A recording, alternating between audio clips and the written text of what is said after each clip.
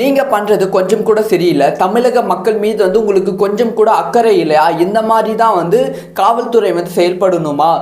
முதலமைச்சர் மு க ஸ்டாலின் அவர்கள் காவல்துறையை இப்படி தான் செயல்பட சொல்லியிருக்காங்களா அப்படின்னு சொல்லி முதலமைச்சர் மு க ஸ்டாலினையும் தமிழக காவல்துறையும் நேத்து தளபதி விஜய் அவர்கள் பயங்கரமா வெளுத்து வாங்கியிருக்காங்க. இதுக்காக தமிழக காவல்துறை சார்பாக விளக்கமும் கொடுக்கப்பட்டிருக்கு. டீட்டெயிலா பேச போகிறோம். ரொம்ப இம்பார்ட்டன்டான ஒரு சுவாரஸ்யமான வீடியோவா தான் இருக்க போகிறது. அதாவது நேற்று வியாசர்பாடியில் குடியிருப்பு பகுதியில் தீ விபத்து ஏற்பட்டது. இந்த தீ விபத்துல பல பேர் பாதிக்கப்பட்டாங்க.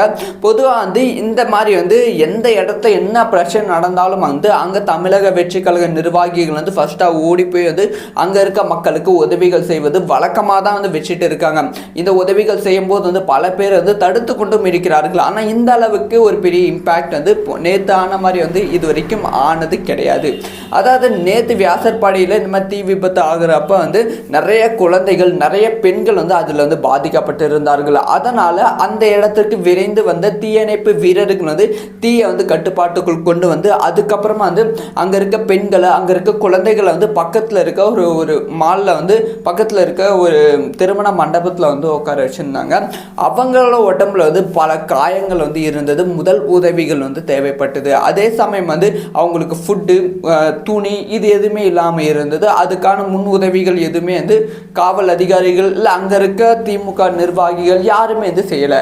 அப்போ தமிழக வெற்றி கழக நிர்வாகிகள், பெண் நிர்வாகிகள் சில பேர், ஆண் நிர்வாகிகள் சில பேர் அந்த இடத்துக்கு போயிருக்காங்க. அங்கே போயிட்டு அங்கே இருக்க மக்களுக்கு உதவிகள் செஞ்சுருக்காங்க. இந்த மாதிரி அவங்களுக்கு ட்ரெஸ் கொடுப்பதும், முக்கியமாக அவங்க உடம்புல காயம் ஏற்பட்டிருக்கு அதுக்கு மருந்துகள் கொடுப்பதும், இந்த மாதிரி உதவிகள் செஞ்சுருக்காங்க. அப்படி உதவிகள் செஞ்சுட்டு இருக்கும்போது அங்கே இருக்க காவல் அதிகாரிகள் நீங்கள் இந்த மாதிரி உதவிகள் செய்யக்கூடாது, நீங்கள் ஃபர்ஸ்ட் இந்த இடத்தை எடுத்து கிளம்புங்க அப்படின்னு சொல்லி சமயம் திட்டு இருக்காங்க.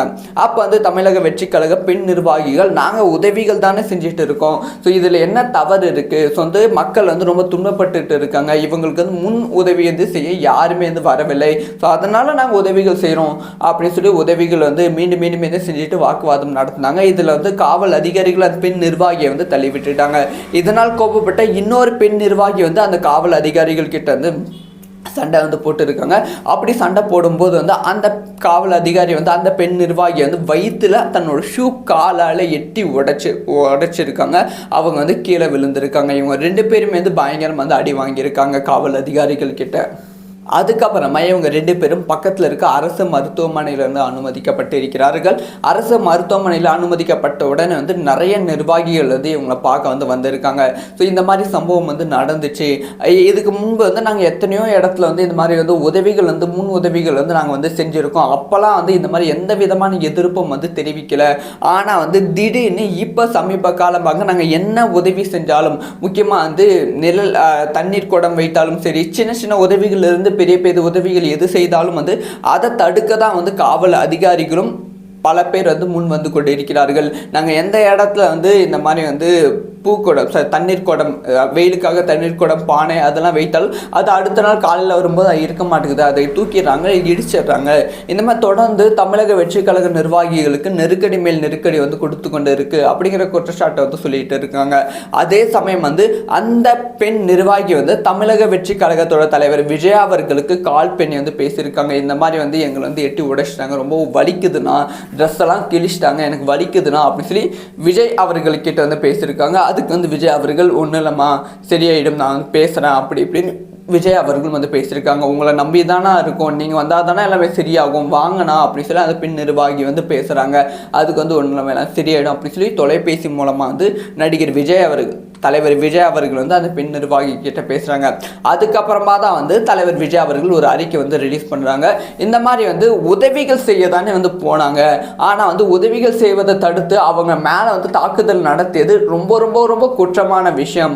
ஸோ எப்படி காவல் அதிகாரிகள் கொஞ்சம் கூட கட்டுப்பாடே இல்லாமல் இருக்கீங்க. ஸோ காவல் டிபார்ட்மெண்ட் உங்கள் முதலமைச்சர் கண்ட்ரோல் தானே இருக்குது, ஆனால் முதலமைச்சரே இதை கண்ட்ரோல் பண்ணாமல் இருக்காங்க. ஸோ முதலமைச்சர் இப்படி செய்ய சொன்னாங்களா, ஸோ முதலமைச்சர் இதெல்லாம் பார்க்க மாட்டாங்களா அப்படி சொல்லி அடுத்தடுத்த குற்றச்சாட்டுகள் தமிழக வெற்றி கழகம் முதலமைச்சர் மு க ஸ்டாலின் மீதும் காவல் அதிகாரிகள் மீதும் வைத்துக் கொண்டே இருக்கிறார்கள். இப்படி அடுத்தடுத்து குற்றச்சாட்டுகள் வைத்து கொண்டு இருந்தாலும் இதுக்கான விளக்கத்தை வந்து சென்னை ஆணையர் அருண்குமார் அவர்கள் விளக்கம் வந்து கொடுத்துருக்காங்க. அந்த விளக்கத்தில் வந்து என்ன சொல்லியிருக்காங்கன்னா, இந்த மாதிரி வந்து நாங்கள் எந்த விதமான தாக்குதலும் நடத்தலை. ஸோ பெண் நிர்வாகிகள் மீது வந்து நாங்கள் எந்த விதமான தாக்குதலும் நடத்தலை, நிர்வாகிகள் மீதும் எந்த விதமான தாக்குதலும் நடத்தலை. அவங்க வந்து பொய்யான ஒரு தகவல் வந்து பரப்பி கொண்டு இருக்கிறார்கள். இந்த மாதிரி வந்து உங்கள் கட்சியில் வந்து ஒரு பெரிய போஸ்டிங் வேணும், உங்ககிட்ட வந்து ஒரு நல்ல பெயர் வாங்கணும் அப்படின்னு சொல்லி ஒரு பொய்யான தகவல் வந்து பரப்பி கொண்டு இருக்கிறார்கள். இது உண்மை கிடையாது அப்படிங்கிற ஒரு விளக்கத்தை வந்து கொடுத்துருக்காங்க. அவங்க கொடுத்த விளக்கத்துக்கு இப்போ பல பேர் வந்து சோஷியல் மீடியாவில் பல கேள்விகள் வந்து கேட்டுட்டு இருக்காங்க. அதில் ஃபர்ஸ்டாக கேட்குற கேள்வி என்னன்னா, நீங்கள் தாக்குதல் நடத்தலை, அது வேற விஷயம். ஆனால் அவங்க வந்து அந்த தீயணைப்பு, அதாவது தீயிலால் பாதிக்கப்பட்ட மக்களுக்கு வந்து உதவிகள் செய்ய தான் வந்து போயிருக்காங்க. அவங்க உதவிகள் செய்ய போகும்போது ஏன் தடுத்து நிறுத்திருக்கீங்க?